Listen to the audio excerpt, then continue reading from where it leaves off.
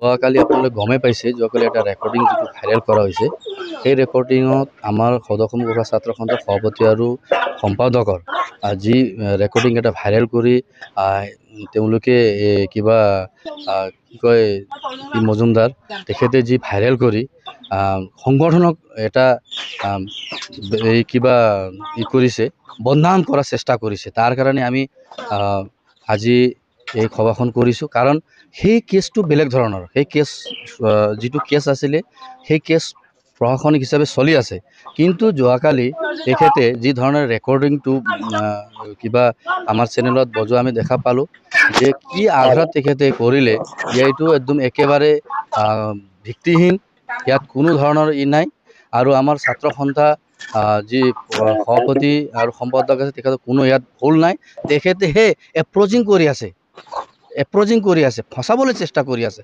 গতিকে তেনেকুৱা ব্যক্তিয়ে কি কৰি আছে, তাৰমানে দুটা জনগোষ্ঠীক এটা বেয়া এটা ৰাস্তাত লৈ যোৱা আমি দেখা পাই আছোঁ। গতিকে আমি প্ৰশাসনক দাবী জনাইছোঁ, এনেকুৱা ব্যক্তিক যাতে কৰায়ত্ব কৰি শাস্তি দিব লাগে। কাৰণ এনেকুৱা ব্যক্তিয়ে কালিৰ দিনত জনগোষ্ঠীৰ মাজত ব্যাঘাত পেলাব আৰু জনগোষ্ঠীৰ মাজত বেয়া এটা প্ৰভাৱ পেলোৱা আমি গম পাইছোঁ। তাৰ কাৰণে আমাৰ জনসাধাৰণক আমি জনাইছোঁ যে সকলোৱে শান্তিভাৱে থাকিব লাগে।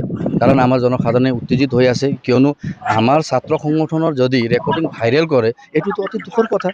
তেখেতৰ ভুলেই নাই, কিন্তু মানুহটোৱে এপ্ৰ'চিং কৰি কি কৰিব খুজিছে, তাৰমানে এটা কৰিব খুজিছে, যিটো কেছটো চলি আছে, যিটো ল'ৰা আৰু ছোৱালীৰ কেছ আছে, তাত হেম্পাৰিং টেম্পাৰিং কৰি সেই কেছক দবাব বিচাৰি আছে। তাৰমানে তেনেকুৱা এটা ৰেপ কৰা কেছো তেওঁলোকে দবাব বিচাৰি আছে। তেনেকুৱা মানুহ শাস্তি দিব লাগে। আৰু তেওঁৰ হৈ কথা কোৱাটো অতি লজ্জাজনক মই ভাবোঁ।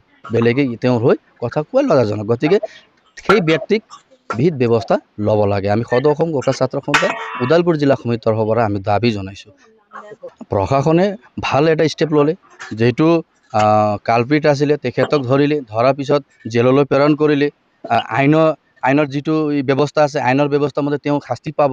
আমাক তাত ক'বলৈ একো নাই, যি শাস্তি পাব লাগে তেওঁ পাবই। গতিকে তাৰ পিছদিনা যিটো নিউজত ভাইৰেল কৰিলে, আমি কেৱল মাত্ৰ যিটো ভাইৰেল কৰে তাৰ বিষয়ে কৈ আছোঁ। তেনেকুৱা ব্যক্তিয়ে জনগোষ্ঠীৰ মাজত ব্যাঘাত জন্মোৱাৰ চেষ্টা কৰিছে। তেনেকুৱা ব্যক্তি কিন্তু ব্যৱস্থা কৰা প্ৰশাসনে উচিত হয়। চাওক, ধন দাবী আমাৰ ছাত্ৰ সংগঠনে কৰা নাই, ইহে এপ্ৰ'চিং কৰি আছে। সেই মানুহজনে এপ্ৰ'চিং কৰি আছে, কিবা 90,000 কিবা কিবি কৈ আছে। আৰু সেই মানুহজনে তেখেতক দুজনে মোকো ফোন কৰিছিলে, মই গুৱাহাটী ইউনিভাৰ্চিটিত মিটিঙত আছিলোঁ। তাৰমানে খালি মানুহক ফচাবলৈ চেষ্টা কৰি আছে। তাৰমানে কাক ফোন কৰি তাৰমানে বিভিন্ন কথা কৈ সেই ৰেকৰ্ডিং বজাবলৈ সি চেষ্টা কৰি আছে। এই মানুহজন যে এনেকুৱা, আচৰিত পালোঁ যে মানুহ তাৰমানে জনগোষ্ঠীৰ মাজত ব্যাঘাত জন্মাব, জনগোষ্ঠীৰ মাজত সংঘৰ্ষ কৰিবলৈ চেষ্টা কৰি আছে। গতিকে সেই মানুহে শাস্তি পাব লাগিব। আৰু আমি প্ৰশাসনক দাবী জনাইছোঁ যাতে এনেকুৱা মানুহ বিহিত ব্যৱস্থা কৰে। আৰু আজি আমি তেওঁৰ বিৰুদ্ধে আমি এজাহাৰ দিবলৈ গৈ আছোঁ।